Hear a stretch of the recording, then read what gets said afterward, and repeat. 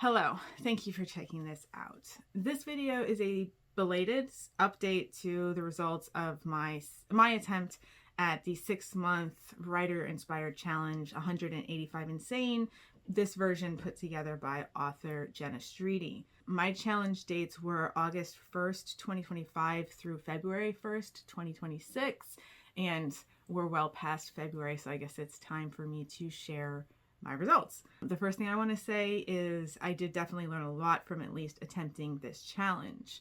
If you are considering doing any kind of 6-month change your life challenge, go for it.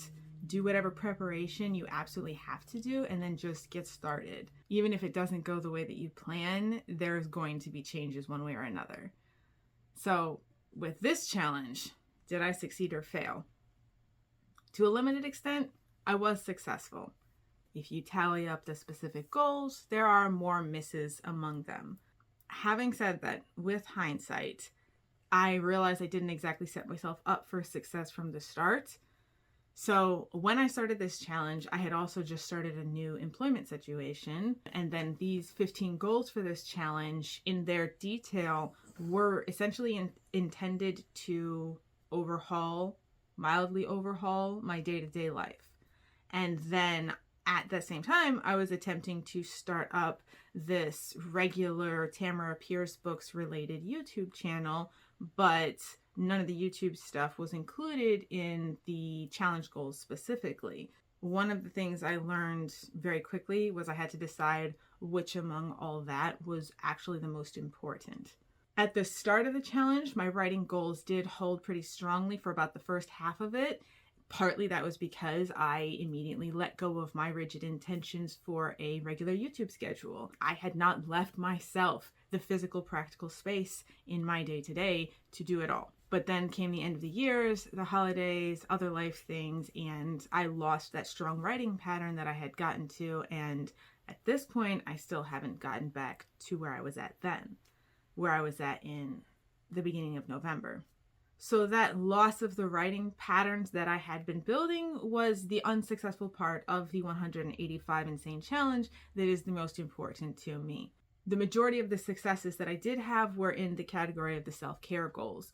While I don't have a meditation habit yet, like I set up for as my specific goal, I do have more practice with meditation now than I did last August. Stretching is, I think, the biggest success. I don't specifically have a regular schedule. However, I do still pretty much stretch 5 to 6 days a week, whether it's in the morning or evening or even both times. So the benefits of stretching were so immediately noticeable, or rather, the benefits of stretching regularly were immediately noticeable and practically tangible. And then when I slack, that lack is likewise immediately noticeable, and the aches and pains accrue quickly. So that habit will continue to grow, I'm quite sure.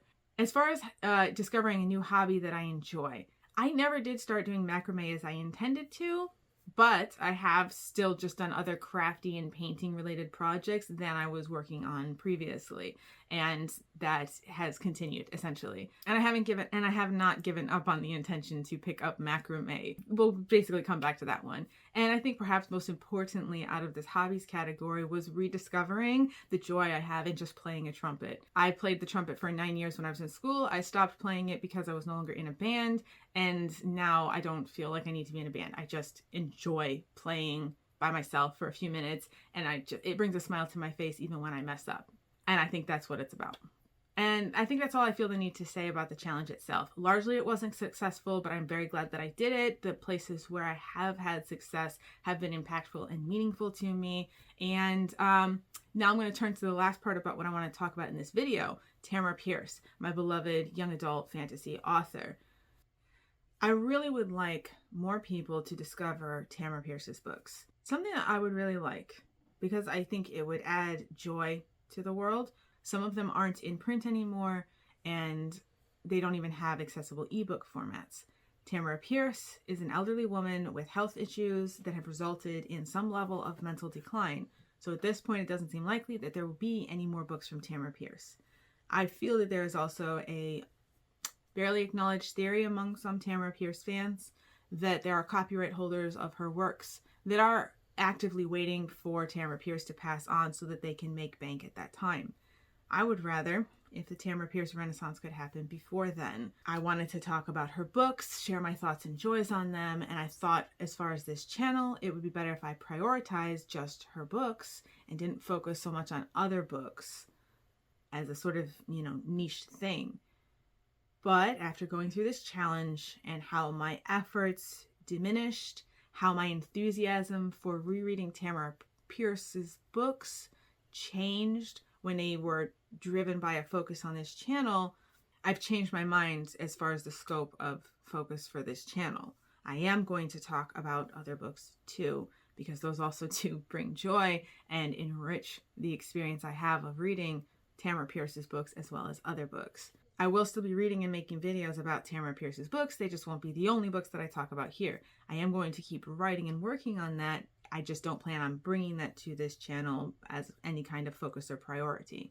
All that is where this challenge has ended up and where I am going forward with regard to this channel. Thank you for sharing a little bit of your time with me. I will be posting again soon, either more detail about this booktube change in direction, my reading ways, or else I will just go straight into the books that I've read so far in 2026. See you there.